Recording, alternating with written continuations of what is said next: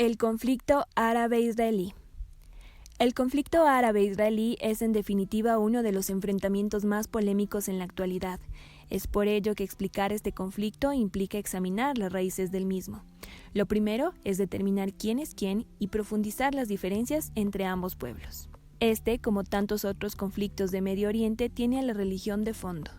Por un lado tenemos el Estado de Israel, de religión judía, y por otro lado el Estado de Palestina, que está reconocido por pocos países y en donde el 90% de la población pertenece a la religión suní. Tanto los palestinos como israelitas reclaman su derecho histórico a habitar las tierras de lo que hoy es Israel. Los israelitas dicen que son descendientes del pueblo hebreo e Israel es su tierra prometida. Mientras que los palestinos se consideran descendientes de los filisteos, un pueblo que lleva ocupando estas tierras más de 3000 años. Sin embargo, ese derecho histórico no importa el día de hoy. A finales del siglo XI, Israel formaba parte del Imperio Otomano. Es ahí cuando el sionismo, un movimiento político que cree en el dicho nacionalista "un pueblo, una nación", sostenía que los judíos eran un grupo nacional y no un grupo religioso y, como tal, tenían el derecho a crear su propio Estado en su territorio histórico, es decir, en su tierra prometida, la tierra de Israel conocida como Sión. ¿Y por qué volver a lo que era Palestina? Principalmente por 3 motivos. 1. Los judíos no dejaron de añorar la vuelta a Jerusalén. 2. Pequeñas comunidades de judíos llevaban siglos habitando la zona.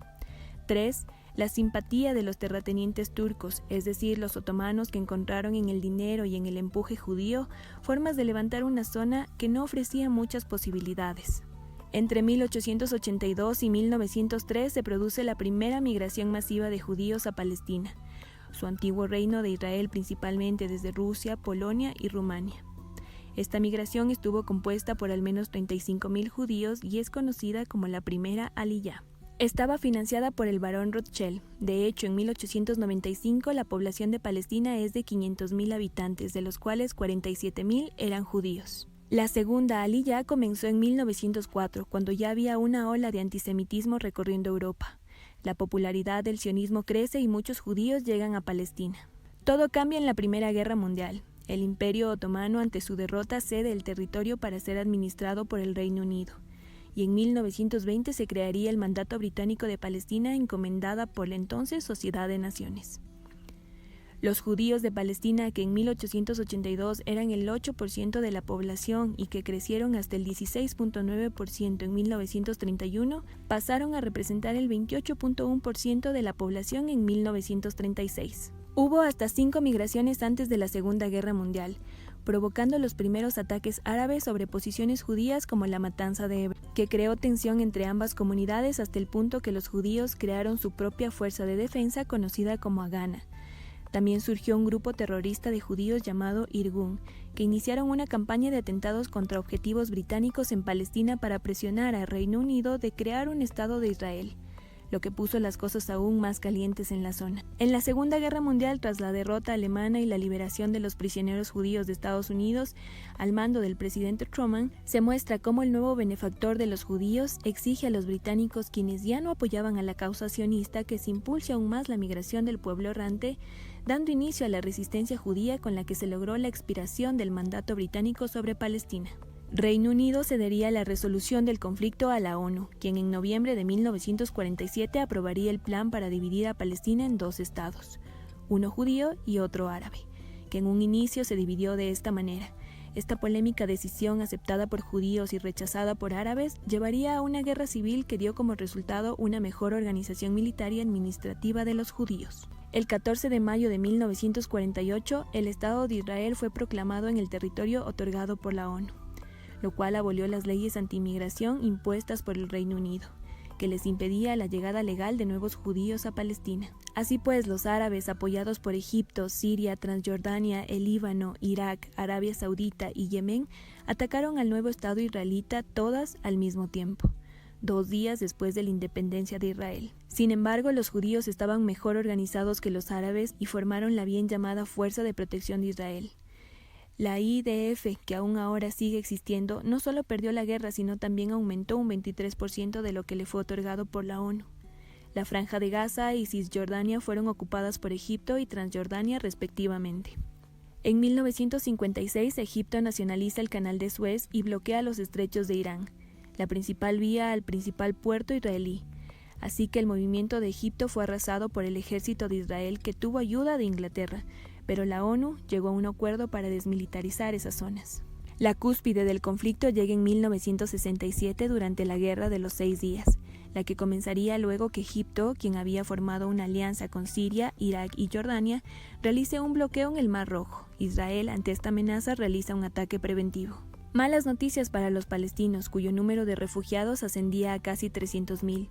Si bien esto fue una victoria rotunda, israelí a ojos de la opinión internacional pasaba de ser visto como el estado del pueblo errante en búsqueda de supervivencia al de una potencia ocupante, que iría ganando nuevos enemigos como la Unión Soviética y el bloque socialista dentro del contexto de la Guerra Fría. En 1973 los árabes vuelven a la carga en la llamada Guerra de Yom Kippur para recuperar los altos del Golán y la península de Sinaí.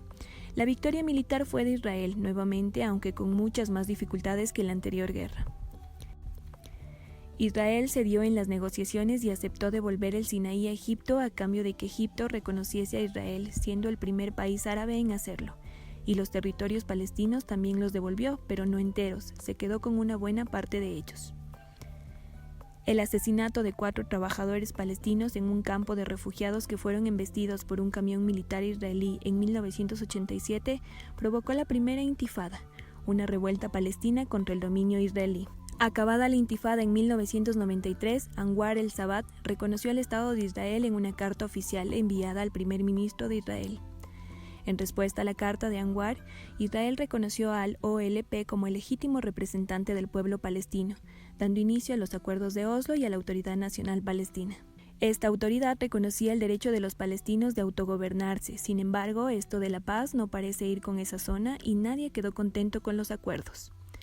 La violencia continuó, como también continuaron la creación de asentamientos judíos en el suelo palestino. La situación tocó techo en el 2000, cuando sucede la segunda intifada, aún más sangrienta que la primera y donde abundaron los atentados suicidas contra los israelitas. Israel, por supuesto, no se quedó atrás y respondió con más y más represión, e iniciaría la construcción del polémico muro de separación entre Israel y Cisjordania. El líder israelí Ariel Sharon, por un intento de mediar la paz, aplicaría el plan de retirada unilateral de Israel, en el que se eliminaría la presencia militar y civil en la Franja de Gaza, la cual quedaría totalmente bajo soberanía palestina y sobre la que Hamás llega al poder. En el 2006, Hamás realizaría un ataque de misiles hacia Israel que desencadenaría el conflicto de la Franja de Gaza del 2008 al 2009, resultando las ciudades de Gaza, Jan Yunis y Rafah destruidas y unos 1.500 muertos. Por otro lado, según la resolución 7719 de la ONU y a pesar de la oposición de Estados Unidos, Palestina por fin logró obtener el estatus de Estado conservador, convirtiéndose en el Estado de Palestina, que tendría soberanía completa sobre Cisjordania y la Franja de Gaza, el cual a la fecha ya es reconocido por un total de 136 estados en todo el mundo.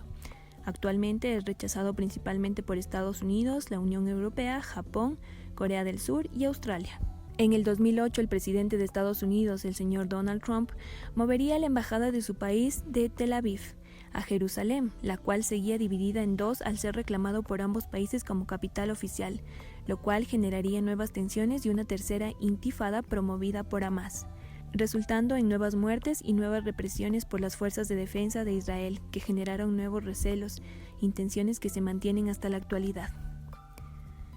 El conflicto parece no tener fin y las posiciones están lejos de reconciliarse. Por su parte, Israel no está exento de enemigos externos. Cada poco lleva a cabo bombardeos en Siria, donde la presencia de milicias iraníes es mayor, a la par que Irán ha jurado destruir Israel porque han anunciado que va a continuar con su programa nuclear. Esta ha sido una breve reseña del conflicto árabe-israelí. Gracias.